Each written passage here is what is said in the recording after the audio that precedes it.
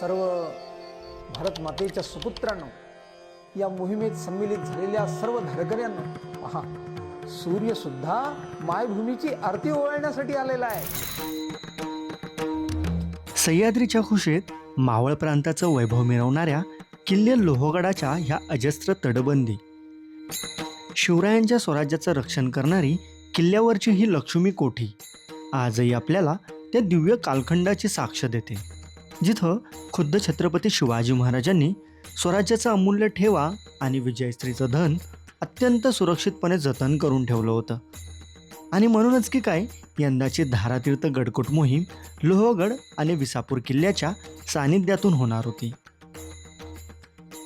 नमस्कार मंडळी, जय श्रीराम। स्वागत आहे तुमचं आपलं धारातीर्थ गडकोट मोहीम 2026 मध्ये। श्री क्षेत्र लोहगड ते श्री भीमगड मार्गे राजमाचीगड अशी ही मोहीम आपली होणार आहे। आता आपण आलेलो आहे लोहगडाच्या पायथ्याला, म्हणजे खालती जे भाजे मुक्कामाचं गाव आहे आपलं भाजे, त्या ठिकाणी आपण आलो आणि वरती चालत आता लोहगडाकडे आलेलो आहे। वरती जायचं, महादेवाचं दर्शन घ्यायचं आणि मुक्कामाला पुन्हा आपल्याला भाजे गावात जायचं आहे। इथं आल्यानंतर तुम्हाला 2 किल्ले ह्या परिसरामध्ये पाहायला मिळतात। ते कोणते? तर हा लोहगड ऑब्व्हियसली, आणि पाठीमागे जो आपल्याला दिसतोय तो विसापूर जो आहे त्याचं आपण दर्शन घेणार आहोत। पुढे जाऊन आपल्याला भाजे लेणी देखील आहे, सो वाटेमध्ये ते देखील आपण पाहणार आहोत आणि मग मुक्कामाला भाज्याच्या ठिकाणी जाणार आहोत। आता इथे तुम्ही बघाल एंट्रीला की नाही हा कमान लावलेला आहे, इथूनच आता आपल्याला पुढे जायचं आहे। म्हणजे इथूनच लोहगडाच्या ज्या पायऱ्या म्हणतो की नाही आपण, त्या चालू झालेल्या आहेत। अशाच ज्या पायऱ्या आहेत की नाही आपल्याला थेट वरती गडावरती घेऊन जातात। जास्त स्टेप नाही आहे, त्यामुळे तेवढे आपल्याला दमछाक वगैरे होत नाही। साधारण काय म्हणू शकतो आपण, अर्ध्या तासामध्ये आपला लोहगडवरती चढून होणार आहे।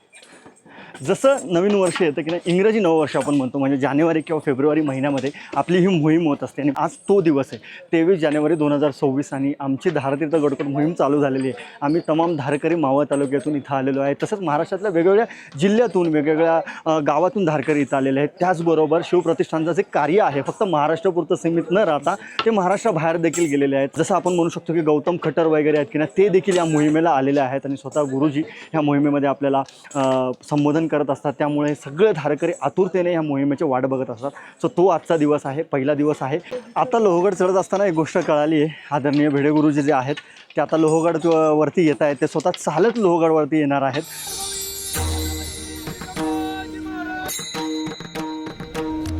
आजकाळी भिडे गुरुजी म्हणजे निसर्गाचे मेरुमणी आहेत। ज्या वेळा शरीर थकतं तिथं गुरुजींची इच्छाशक्ती हिमालयासारखी आढळ उभी आहे। त्यांच्या रूपानं जणू चैतन्याचा एक जिवंत झरा लोहगडाच्या आज पायऱ्या चढत होता।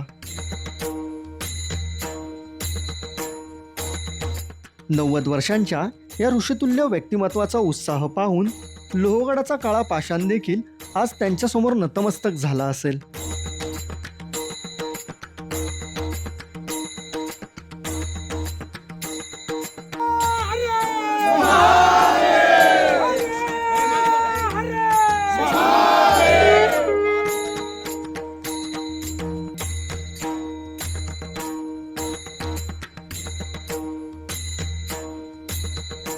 गडावर पोहोचलो तसा महादेवाचा अभिषेक केला, आरती केली, ध्वजाचं पूजन केलं आणि मोहिमेस प्रारंभ केला।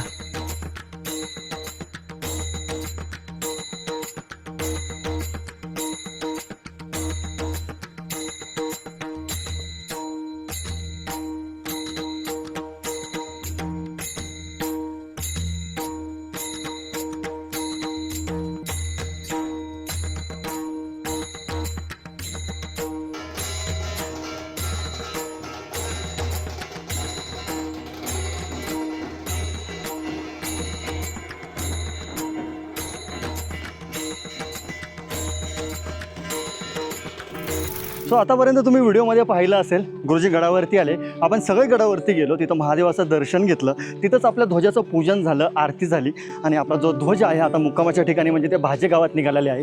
पण त्यापूर्वी इथं जी लोहगड वाडी आहे त्या वाडीत देखील आपल्या ध्वजाचं स्वागत खूप मोठ्या थाटामाटात त्यांनी केलेलं आहे। ह्या मावळाच्या पट्ट्यामध्ये लोहगड विसापूर किल्ले असतील किंवा आपण आता एकविरा देवीला जाणार आहोत, ह्या ठिकाणाची एक गोष्ट जर तुम्हाला सांगायची म्हटली की नाही, कोकणामध्ये ज्या पद्धतीचं दमट वातावरण असतं ते इथं नसतं। त्यामुळे इथली हवा जी आहे ती थंडगार असते। आम्ही दुपारी भर उन्हामध्ये हा किल्ला चढायला घेतला होता, त्यावेळी त्यावेळेस आम्हाला इतका थकवा जाणवला नाही किंवा उन्हाचा तितकासा त्रास जाणवला नाही. आणि जानेवारीचे दिवस असल्यामुळं ह्या भागामध्ये थंडी रात्रीची एकीने खूप मोठ्या प्रमाणात होते.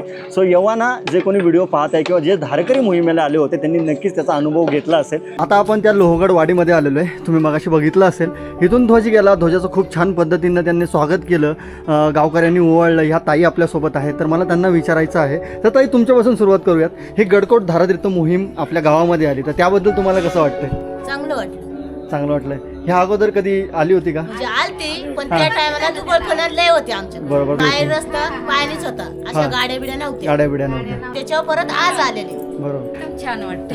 बरं वाटलं, एकदम भारी वाटलं. सगळ्यांना चांगलं बरोबर. वाटलं. असं वाटलं म्हणजे कालच्यापासून साफसफाई सगळी गावातून सगळ्या बिंबिरा खूप केली, कारण का आमच्या मुलाबिलांना पण आनंद वाटला आज, कारण का एक प्रकारचा उरूच झाला इथं. हा, तुम्हाला आठवतंय पहिली मोहीम आली? आलो आमच्याकडे खायला सुद्धा नव्हतं हा त्या टायमात, तरी आम्ही त्यातलंच काढून त्यांनी आम्हाला 4-4 रुपये दिले, हा, पैसे दिले होते तुम्हाला. पैसे दिले होते आम्हाला. म्हणजे गुरुजींना तुम्ही ह्या अगोदर भेटलेले आहेत? भेटलेले बरोबर. गुरुजींना भेटलेले.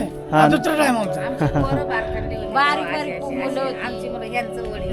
श्री शिवप्रतिष्ठान हिंदुस्थान मार्फत धारातीर्थ गडकोट मोहीम ही जी काही योजना गुरुजींनी आखलेली आहे, हे किती मोठं कार्य गुरुजींनी करून ठेवलं ह्या ताईंशी बोलल्यानंतर मला कळालं. 2003 साली ह्या भागामध्ये मोहीम आली होती आणि पुन्हा एकदा 23 वर्षानंतर मावळ तालुक्याला हा मान मिळालेला आहे. आणि लोहगडच्या ह्या लोहगड वाडीमध्ये किंवा ह्या परिसरामध्ये आपल्या पूर्ण महाराष्ट्रातून आलेले धारकरी इथं राहत आहेत आणि एक दिवस निवास करून पुढं आपल्या मार्गाला लागत आहेत. आणि हे जे काही आहे त्यांचा पाहुणचार करण्याचं जे काही गावकऱ्यांना भाग्य मिळतं आहे की नाही, त्यासाठी ते फार खुश आहेत असं बोलून मला त्यांच्याशी कळालेलं आहे. आता तुम्ही बघाल, आपण त्या लोहगड वाडीतच आहे. इथले आपण गावकऱ्यांशी बोललो. आता पुढं जाऊयात आणि परतीचा प्रवास बघूयात.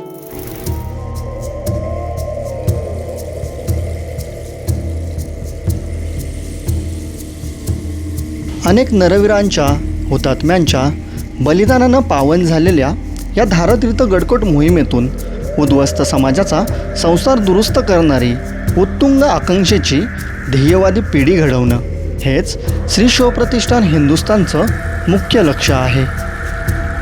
शिवछत्रपतींच्या वृत्तीची, अदम्य इच्छाशक्तीची, प्रखर देशभक्ती, धर्मभक्ती असणारी पिढी निर्माण व्हावी, ह्याच उदात्त हेतूने प्रतिवर्षी श्री शिवप्रतिष्ठान हिंदुस्थान अशा धारातीर्थ गडकोट मोहीम आयोजित करत असतं. तुम्ही बघाल, अशाच ह्या मार्गाने डांबरीने आपण आता मुक्कामाच्या ठिकाणी चाललेलो आहे. पाठीमागे तुम्हाला लोहगड किल्ला दिसतो आहे. ह्या बेचकीत नाही की नाही, पलीकडे आपल्याला दिसणाऱ्या ह्या विसापूर किल्ल्याला देखील जाता येतं. भरपूर धारकऱ्यांनी विसापुराचं दर्शन घेतलं, लोहगडचं दर्शन घेतलं आणि अशाच या डांबरीने आता ते मुक्कामाच्या ठिकाणी चाललेले आहेत. विसापुरापेक्षा लोहगड आपल्याला तिळभर का होईना जास्त अप्रूप का वाटतं? तो शिवाजी महाराजांनी जी काही सुरतेवरून लूट आणली होती की नाही, ती लूट, ते धन स्वराज्याचं या लोहगडाच्या लक्ष्मी कोठीमध्ये त्यांनी ठेवलं होतं आणि त्याचमुळं लोहगड आपल्याला प्यारा आहे, लोहगड आपल्याला जास्त अप्रूप वाटतो. पण विसापूर देखील तितकाच मोठा आहे. विसापुरावरती देखील खूप सारं आपल्याला शिवकालीन बांधकाम पाहायला मिळतं, महादेवाची मंदिरं पाहायला मिळतात, हनुमानाचे कातळ शिल्प जी काय आहेत विसापूरची ती खूप देखणी आहेत, पाहण्यासारखी आहेत. सो ज्यांनी कोणी ही मोहीम केली असेल, मोहिमेचा पहिला दिवस जगला असेल, त्यांनी नक्कीच या सगळ्या गोष्टी बघितल्या असतील. तुळजापूरहून आलायस? ती मोहीम आहे तुझी? चौथी मोहीम आहे. आता कुठला किल्ला बघितला तू? लोहगड बघितला. आणि विसापूर उद्या. कुठे आहे विसापूर? दाखव.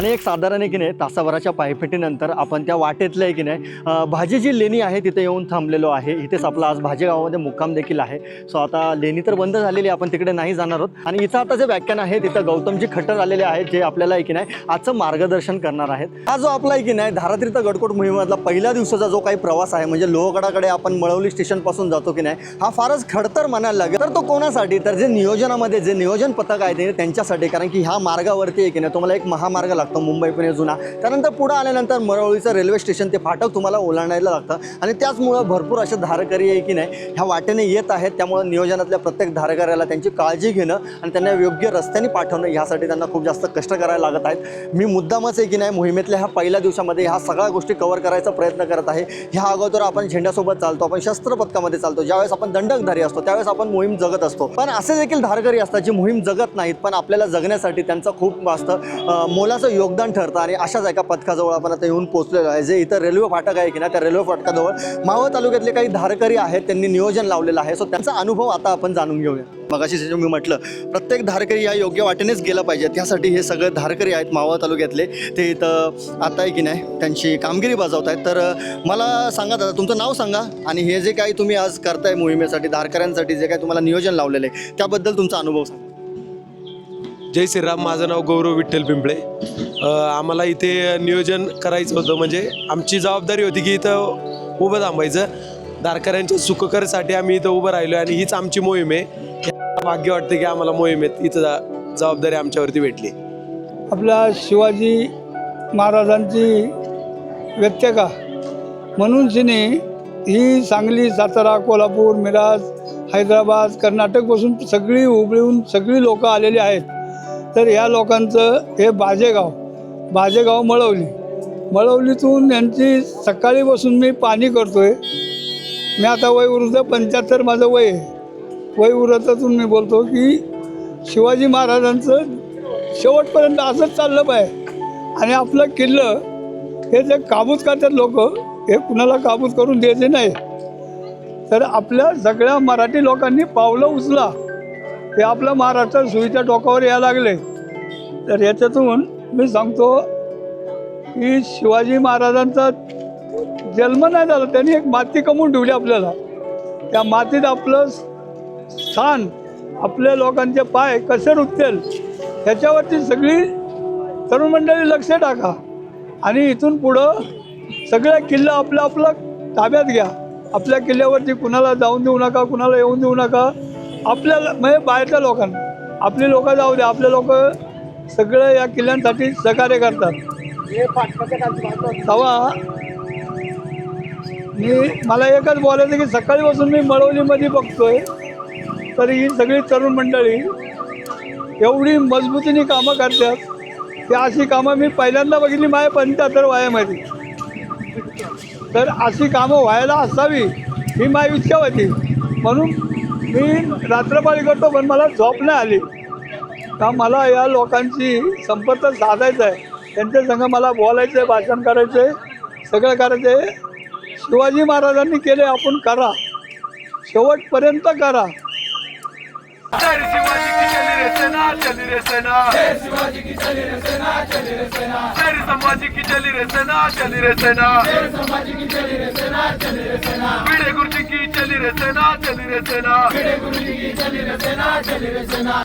आज आपल्या मोहिमेच्या पहिल्याच मुक्कामावर आपल्याला मार्गदर्शन करण्यासाठी हरिद्वारहून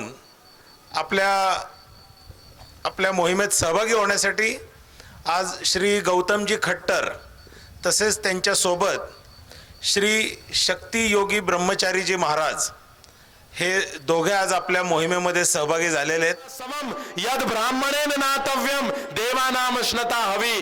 जो मांस को खाता है, मदिरा को पीता है, वो कभी सनातनी नहीं हो सकता. उसको राक्षसों की, पिशाचों की कैटेगरी में रखना चाहिए. इसलिए किसी भी प्रकार का व्यसन किसी सनातनी के जीवन में नहीं होना चाहिए. यही ध्येय वाक्य लेकर के भिड़े गुरुजी इस पूरी यात्रा को निकालते हैं. लेकिन दुर्भाग्य, बहुत से इसमें कार्यकर्ता आज हमको मिले आज आप यहां से जब जाएं इस मुहिम से, तो एक संकल्प लेकर के जाएं कि भिड़े गुरुजी को मानने के साथ साथ भिड़े गुरुजी की भी माननी है। उनका एक ही लक्ष्य है कि हर धारकरी निर्व्यसनी होना चाहिए, दुर्व्यसनी नहीं होना चाहिए। ऐसा ना हो कि आप भिड़े गुरुजी को तो माने पर भिड़े गुरुजी की ना माने। ये उनका ध्येय वाक्य है कि हमें किसी भी प्रकार के मांस मदिरा का सेवन नहीं करना है, हमारा आचरण शुद्ध होना चाहिए। यंदाच्या मोहिमेतील पहिला दिवस हा थोडासा खडतरच म्हणायला लागेल, कारण व्याख्यान झाल्यानंतर लगेचच व्यासपीठावरून आपल्याला ही सूचना ऐकायला मिळाली.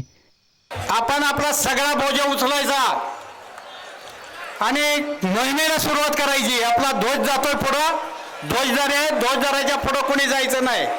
आज आपला मुक्काम इथं नाही गाड्यानो.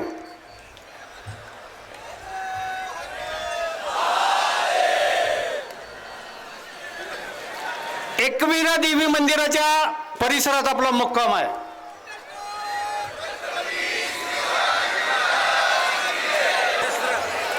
शस्त्र पथक आणि वाद्य पथक जिथं असेल त्याने ध्वजाजवळ यायचं आहे ताबडतोब.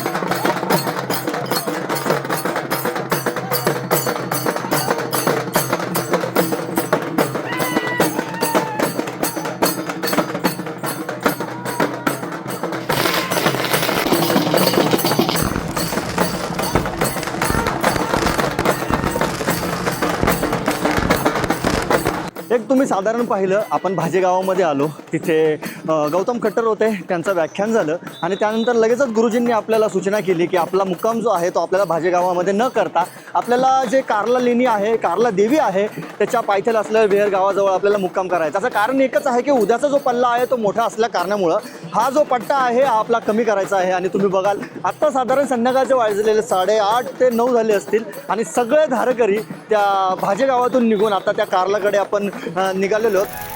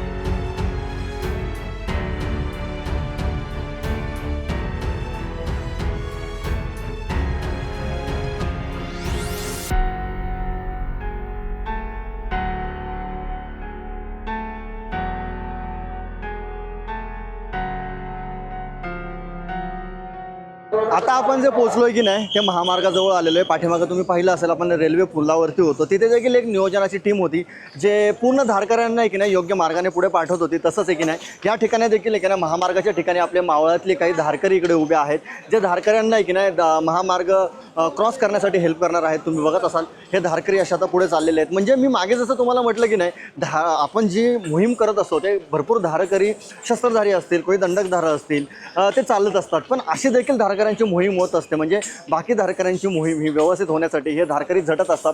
आणि तुम्ही बघत असाल रेल्वे फाटक असेल किंवा महामार्ग असेल त्यांना आज पूर्ण रात्रभर तिकडे थांबायला लागणार आहे आणि त्याच वेळेस योग्य पद्धतीनं किंवा कोणतीही हानी न होता आपले धारकरी पुढे जाणार आहेत. आणि अशा पद्धतीनं आम्ही धारकरी वेहर गावाच्या पायथ्याला असलेल्या कार्ला देवीच्या मुक्कामाला पोहोचलो आणि लागलीच सोबत आणलेला भाकर तुकडा खाऊन झोपी गेलो.